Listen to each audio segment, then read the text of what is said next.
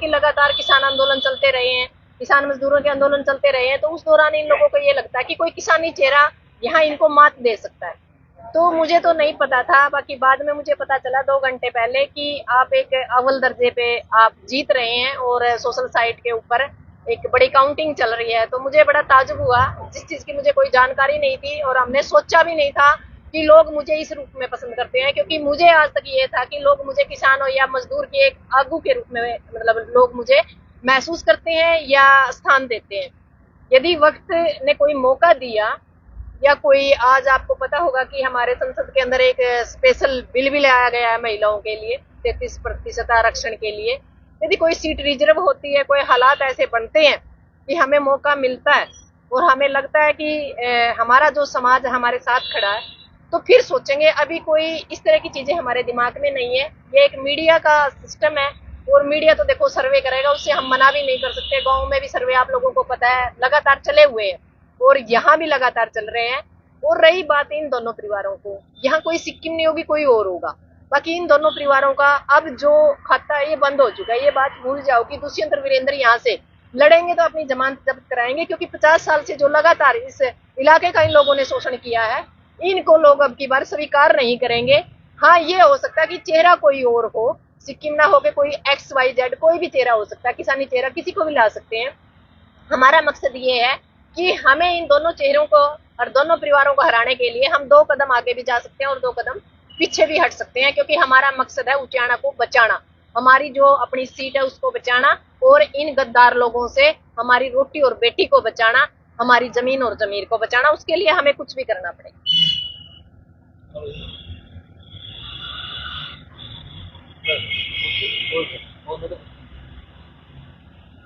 सिक्किम जी, जैसे जो वीरेंद्र सिंह है और दुष्यंत जी है, एक दूसरे के ऊपर प्रत्यारोप आरोप चले हुए हैं जी। और लेकिन किसानों की तो देखो विरोध है ये, क्योंकि किसानों को में तो किसान आंदोलन झेला, उनमें किसान शहीद भी होते हैं जी। तो अगर जनता जैसे है, तो आपको क्या लगता है कि जनता अभी भी लाइव देख रही है, अगर आपको मिलता है एक मौका तो किस तरह की बात है आप लोगों को विकास? मैं नहीं चाहती कि मैं कोई सड़क बनाऊं, हॉस्पिटल बनाना मेरे लिए जरूरी है, सड़कों से विकास नहीं होता। रोजगार मेरी प्राथमिकता रहेगी, महिला सुरक्षा मेरी प्राथमिकता रहेगी, सुरक्षा रहेगी, रोजगार रहेगा और सुरक्षा के ऊपर हम काम करना पसंद करेंगे, खासकर महिलाओं के ऊपर। जो हमारी छोटी छोटी बेटियों के साथ रेप होता है, उन लोगों को हम हर मतलब गाँव में पहले जागरूक करने की कोशिश करेंगे। यदि कोई हादसा, यहाँ लगातार जो पेंडिंग केस हैं उनके ऊपर हम कोशिश करेंगे कि उनका जल्दी से जल्दी रिजल्ट आए। तो सबसे बड़ी मेरी प्राथमिकता होगी महिला सशक्तिकरण, उसके बाद रोजगार और उसके बाद शिक्षा, उसके बाद स्वास्थ्य। यानी हमारा जो मकसद होगा आल विकास होगा। पर विकास के मतलब मेरा ये नहीं होगा कि कोई बिल्डिंग बना दी, कोई सड़क बना दी या कोई अलग से कोई चीज। यानी हमें स्ट्रक्चर खड़ा नहीं करना, हमें मूलभूत जो सुविधाएं हैं इंसानों को मुहैया करानी है और उसके ऊपर ही हम काम करेंगे।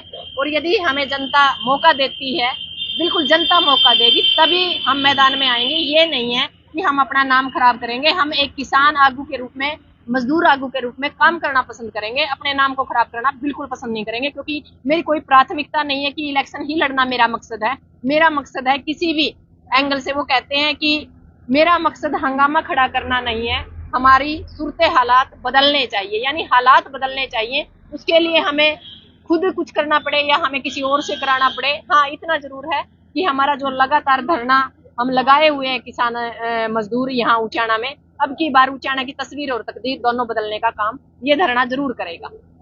अगर बात करें पहले चौधरी वीरेंद्र सिंह जी, जो यहाँ से हाँ, बहुत पुराने नेता है, हाँ, अपने पैदाइशी, तो अगर बात करें जो दुष्यंत चौटाला डिप्टी CM बने हैं, लेकिन विकास नहीं हो पाया उचाना का। नहीं, एक कहता है क्या हुआ कि बड़े बड़े नेता होते हैं लेकिन विकास की कमी यहाँ पर बहुत ज्यादा है। यहाँ एक कहता है हमारी कर्म भूमि है, एक कहता है हमारी जन्मभूमि है, जबकि काम के नाम पे यहाँ जीरो है, विकास के नाम पे जीरो है। बड़े बड़े ढकोसले किए जाते हैं और उसके बाद बयानबाजी होती है कि हजारों लाखों करोड़ों का हमने काम किया, हमें तो कहीं दिखाई नहीं दे रहा, ना आम जनता को दिखाई दे रहा। और सबसे बड़ी बात है कि हम लगातार 10 महीनों से यहाँ मेहनत कर रहे हैं। एक बार भी MP साहब ने या MLA साहब ने यहाँ आके एक बार भी हमसे ये नहीं पूछा कि क्या समस्या और इसको कैसे दूर किया जाए, जबकि वोट तो लोगों ने उनको दिए हैं, पर लड़ आम जनता रही है। तो यदि जनता ये चाहेगी कि हाँ, कोई किसान इस मैदान से हो, तो एक अच्छा और यहाँ से एक फैसला लिया जाएगा। ऐसा नहीं है कि भी सिक्किम में ऐसे ही मैदान में उतरेगी, यहाँ से एक फैसला लिया जाएगा कि किसको प्रमोट किया जाए, जिसको जनता पसंद करेगी, जनता की जो पहली पसंद होगी उसको हम आगे करने का काम करेंगे। दूसरी बात, इसमें जो सर्वे हुआ इसमें सिर्फ महिलाओं में प्राथमिकता दिखाई गई थी, उसमें महिलाओं में मैं पहली पसंद हूँ। तो मैं चाहूंगी यहाँ से बहुत से पुरुष भी हैं जो मैदान में मेहनत कर रहे हैं, वो किसी पार्टी को पीछे ना लगा के सिर्फ उस आदमी को जज किया जाए जिसको हम कैंडिडेट के रूप में देखना चाहते हैं। भी उस इंसान के अंदर कितनी इंसानियत है, उसके अंदर कितनी काबिलियत है, और वो क्या बदलाव कर सकता है और क्या बदलाव नहीं कर सकता, इसके ऊपर एक सर्वे हो। ये महिलाओं में ये था कि जो हमारी किसान नेत्रियां हैं जो लगातार आंदोलन लड़ रही थी 3 साल से, उनमें हमें पहला स्थान मिला। इसके लिए मैं जनता का बहुत बहुत धन्यवाद करना चाहूंगी कि जो हमने मेहनत की थी उस मेहनत का कहीं ना कहीं उन लोगों ने हमें आशीर्वाद दिया, हमें खुशी हुई, और हम इसी जिस जज्बे से आज लड़ रहे हैं समाज के लिए, इसी जज्बे से हम लड़ते रहेंगे। और मैं चाहूंगी कि आने वाले टाइम में जो हमारे पुरुष कैंडिडेट हैं उनके साथ भी यदि ये लगता है कि सिक्किम को कैंडिडेट बनाया जाए तो उसके साथ भी इस चीज को मैच किया जाए। और जबकि आप लोगों को पता है सोशल साइट पे आज के टाइम हमारे 80% लोग हैं। सोशल साइट का सर्वे लगभग कई बार सही भी होता है और कई बार गलत भी होता है, कई बार वोटिंग सही भी होती है, कई बार गलत भी होती है। तो हम इस पे ज्यादा मतलब ना जाके धरातल पे काम करने में हम विश्वास करते हैं। यदि धरातल के लोग हमें मौका देंगे और हमें पब्लिक आशीर्वाद देगी तो जरूर मैदान में होंगे, और जो ये दोनों परिवार हैं इनको हराने का काम करेंगे। इसी वजह से ये लोग, आप लोगों को पता है, एक दूसरे के प्रति कमेंट करते हैं, जबकि अंदर खाते दोनों एक है। ये नहीं चाहते कोई तीसरा चेहरा उचाना से ये कन्फर्म हो कि ये तीसरा चेहरा आएगा। सबसे बड़ी बात यह है कि हमारा इतने सालों के मेहनत के बाद भी लोग एक ही बात पूछते हैं कि आप किस पार्टी से हो। हम किसी पार्टी से नहीं है और हम नहीं चाहते कि हम किसी पार्टी का झंडा उठाएं, क्योंकि पार्टियों का यदि झंडा उठाते हैं तो फिर उसी ढर्रे के ऊपर हमें काम करना पड़ता है। हमारी कुछ मजबूरियां होती है। जो बंदा वहां सोच के संसद या विधानसभा जाता है वहां कुछ भी बदलाव नहीं होता, सिवाय खुद एमएलए एमपी का विकास होता है। धरातल पे विकास नाम की चिड़िया नजर नहीं आती, और हम नहीं चाहेंगे कि जनता का विकास ना हो और हमारा विकास हो। इससे बेस्ट है कि हम एक किसान आगू, मजदूर आगू के रूप में काम करें। हमें निजी स्वार्थ के लिए ना इलेक्शन लड़ना है, हम आंदोलन के लिए ही काफी।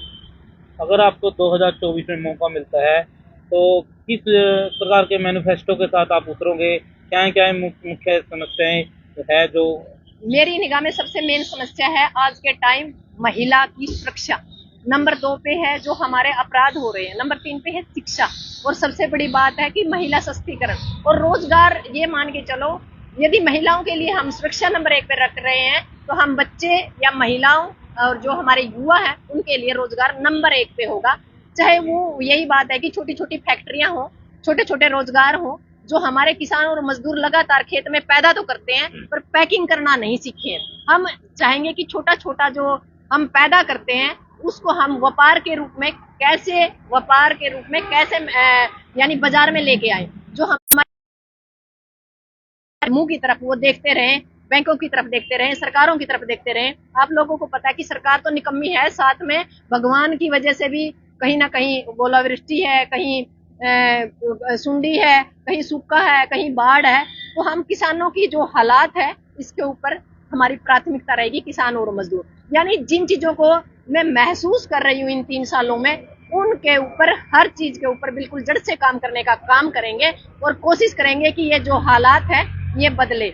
मेरा मकसद हंगामा खड़ा करना नहीं, सूरत हालात बदलने चाहिए। खुद को बदलना पड़े या दूसरे के लिए रास्ता छोड़ना पड़े, हम हर चीज के लिए तैयार बैठे हैं। जैसे जी अगर बात करें दुष्यंत चौटाला की, किसानों के देवीलाल का रूप माना जाता है, लेकिन जब वे बीजेपी में वो गए थे कहीं ना कहीं उस पर एक विश्वास उठ गया था। तो क्या लगता है आप ये किसानों के बीच से अगर आपको एक मौका दिया जाता है तो क्या अगर आपको मतलब मौका दिया जाता है तो क्या आप भी किसी पार्टी या मतलब बीजेपी की ओर आप समर्थन कर सकते हैं? मेरी बात ये है कि हालात क्या होते हैं, वक्त क्या होता है, वक्त सबसे बड़ा बलवान होता है। हाँ, मैं इतना जरूर कह सकती हूँ, जेजेपी बीजेपी के साथ कभी भी जिंदगी में कभी कोई गठबंधन नहीं होगा, कभी मेरी वोटिंग नहीं होगी। दूसरी बात, जो ये परिवार है, हमने खुद दुष्यंत साहब को खूब प्रमोट किया है, उनके साथ हमने काम किया। हल्का आपको तो सरकार नाम से नफरत थी, आप जो फीलिंग्स लेने लगे हैं नेता निकले यहाँ चुनाव है, इनकी मौका मिलेगा तो जाएंगे। नहीं, वजह है ना, हमने वही किसान है ना आज भी जिनको सरकार नाम से नफरत थी। नहीं, मेरी बात सुनो, हम वही किसान है, पर नफरत हमें समझ में आई है ये चीजें। इसका मतलब सीमा बद्देवाड़ा वो ठीक है, उन्होंने बोला किसान ड्रामेबाज है, वो ये ठीक है। बकवास है, ये बकवास है जो सीमा बद्देवाड़ा ने कहा। उन्होंने कहाँ जाके समर्पण किया? जेजेपी में। यदि वो उसकी जगह किसी XYZ पार्टी जो बीजेपी और जेजेपी को हराती है विपक्ष पार्टी में जाती, तो हम कहीं ना कहीं ये सोचते हैं कि ये आज भी किसानों के साथ है। यदि हमारी दुश्मन पार्टियों के साथ यदि कोई जाता है तो वो गलत है, ये हम आज भी गलत मानते हैं। दूसरी बात, सरकार के अंदर क्यों जाना चाहते हैं? यदि देवीलाल नहीं जाता तो कानून किसानों के मजदूरों के हिसाब से नहीं बनते। सर छोटू राम नहीं जाता तो कानून हमारे हिसाब से नहीं बनते। यदि कानून हमें अपने हिसाब से बनाने हैं तो सरकार में जाना जरूरी नहीं, मजबूरी है। किसान जाना नहीं चाहता पर उसकी मजबूरी है, क्योंकि हमारी कोई सुनता नहीं, ना जेजेपी सुनती है, ना बीजेपी सुनती है, ना हमारी कांग्रेस सुनती है, ना इनेलो सुनती है। हाँ, ये बात है, कुछ लोग ज्यादा मतलब पार्टी वाले ज्यादा गंदे हैं, कुछ कम गंदे हैं, यानी वो एक दलदल है, उसके अंदर सभी मगरमच्छ एक से नहीं। आपको अत्याचार गलत लगता है, सरकार गलत है, नाम ही गलत है क्या? नहीं, पार्टी का नाम गलत है, जेजेपी गलत है, बीजेपी गलत है, मेरी बात फिर जो अत्याचार होते हैं वो गलत है? मेरी बात सुनो, ये मान सकते हैं हम 2% MLA या MP सही होते हैं जो अपने जमीर से। बात है कि मैं तो ये चाहती हूँ कि सारी पार्टियां घर बैठ जाएं और जितनी भी सीटें हैं हरियाणा की सारी निर्दलीय हों, ताकि निर्दलीय सरकार आए और अपने हल्के की जो समस्याएं हैं, वहां के जो विधायक हैं, उन पर काम कर पाए।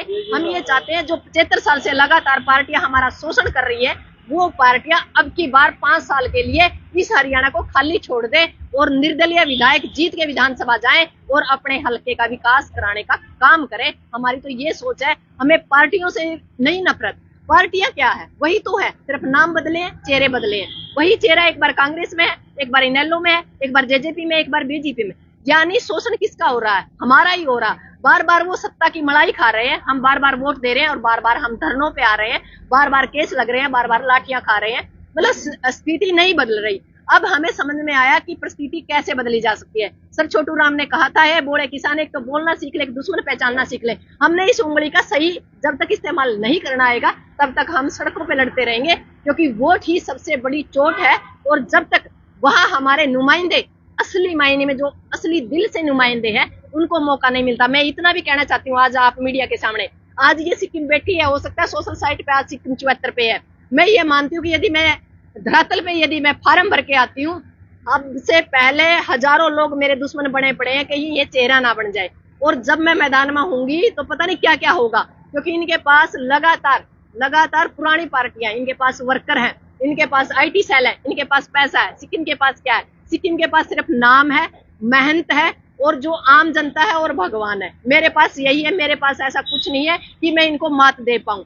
मैं ये नहीं कह सकती, मैं पैसे के मामले में इनको मात नहीं दे सकती। हाँ, मैं ईमानदारी के मामले में इनको मात दे सकती हूँ। ये बातें हैं। मेरे पास तो ये है कि भगवान और जो जनता है वो भगवान है मेरे लिए। यदि ये कोई फैसला ले तो अलग बात है, वरना जिस तरीके से आज राजनीतिकरण है, मुझे नहीं लगता मैं इनके सामने फाइट भी कर पाऊंगी, क्योंकि सच्चाई को कभी भी मतलब बंदे को नकारना नहीं चाहिए, क्योंकि आज के टाइम में पैसे का बड़ा बोलबाला है राजनीति के अंदर। ये लोग वोट खरीद सकते हैं, हमारे पास वोट खरीदने के लिए पैसे नहीं है। यदि जनता ये कहे कि हम नोट भी देंगे, सपोर्ट भी देंगे और आपको ताकत देंगे, आप हमारी आवाज विधानसभा या संसद के अंदर उठाइए, तब कुछ हो सकता है। जब तक जनता का माइंड नहीं बदलेगा तब तक कुछ नहीं बदल सकता। यहाँ मैदान में आके खुद की बेइज्जती करानी है गुरनाम जी की तरह। इससे बेस्ट है कि हम किसानों की आवाज उठाते रहें, एक अपने नाम और फेम के साथ समाज को एक ईमानदारी की मिसाल पेश करते रहें, बेस्ट रहेगा। इससे बढ़िया कि हम मैदान में आए और बेइज्जती करा के जाए। हम बेइज्जती कराने के बिल्कुल मूड में नहीं है।